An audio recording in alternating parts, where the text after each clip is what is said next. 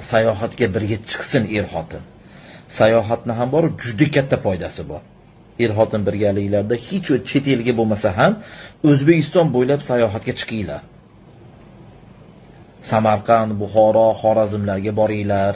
Samarqand, Buxoroliklar bizni vodiylarga kelinglar. Hech bo'lmaganda er-xotin boru, bolalarni uyga qo'ying. Bolalarni uyga qo'ying.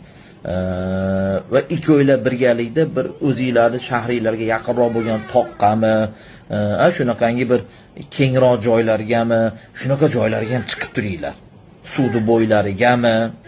Faqat er-xotin birgalikda ikkovlar chiqinglar. Kerak iloji bo'lsa bolalarni ham olmanglar. Shu ham er-xotinning bir-birini munosabatini yaxshi bo'lishiga sabab bo'ladi. Zo'r bo'ladi.